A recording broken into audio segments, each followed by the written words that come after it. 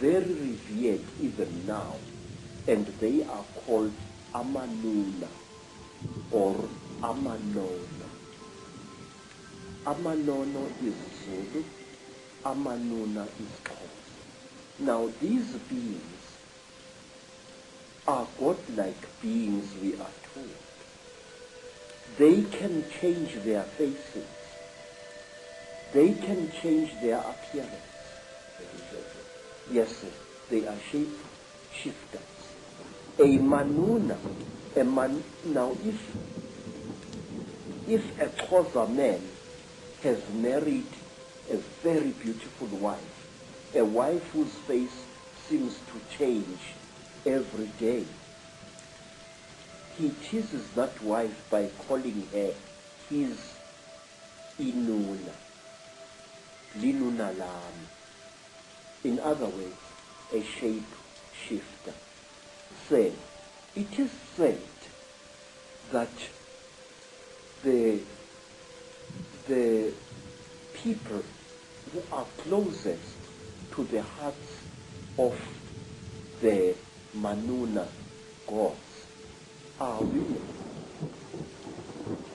And why? Because the women give to the Manuna the power of, they worship the Manuna, the hero worship them, which explains why Nefertiti wanted herself to look like one of them, and her children too. She was actually hero worshipping these creatures, and the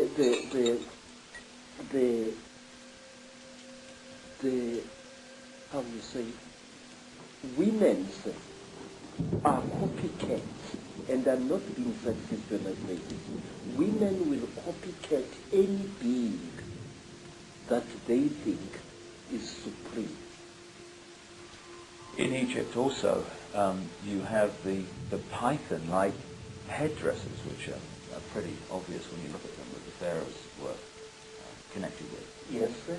And the reptile has played an unusually strange part in the culture of all African tribes. For example, it is my suspicion that we black people of Southern Africa are going to be deprived of our nationhood in the very near future, and that we are going to be ruled by people of Uganda. But wait, what is the real meaning of the word Baganda?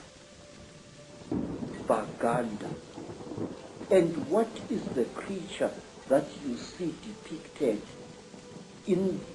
on the walls of houses and on the roofs of houses of some of the greatest empires in Africa? It is the python. There was a golden python which was used as a decoration on the roof of the house in which the king of Benin, the Oba, lived. Zulu people revere the mamba, a very terrible snake. Zulu people revere other snakes as well. And in Venda, in the northern Transvaal, the Venda people regard the snake as well as the crocodile as sacred. And they, even today, their girls dance at initiation, a long, rather sinuous dance representing the movements of a python. And they call that dance the Domba dance. And Domba is the ancient name for a female python. Well, wherever you look, all over the world, whether it's the Maya of Central America, South America, Africa, anywhere, the symbolism of the snake, the crocodile, the representation of the reptilian is there. You go into Europe, and the Illuminati created cathedrals like Notre Dame in Paris. You've got the stately homes of the aristocracy, etc., with the gargoyles, the reptilian figures. It's been in our face, but we just somehow have had a blind spot to see it. we human beings have idolized the reptile since the very supposed birth of our history. Go even further, much further. What was the creature which was honored by the ancient Greeks in their Delphic oracle? The python. What is the creature that stands next to the figures of the goddess Athena? The python. No matter where you look, go to China, where I once went. Who are the principal characters who brought wisdom to humankind? Creatures, part snake and part human being, one of whom I remember correctly was called Nu, a word which occurs also in Africa, and her brother was Hua, and sometimes it's turned into one creature, Nukwa, she. Everywhere we human beings have sacrificed our dignity as a species and attributed great intellect and great glory to reptiles, tortoises, turtles, lizards, snakes. Why? And even now, our fascination with the reptile and the amphibian has not stopped. In fact, it's growing. The popularity of all those dinosaurs in cartoon as well as in serial films, it makes me uneasy.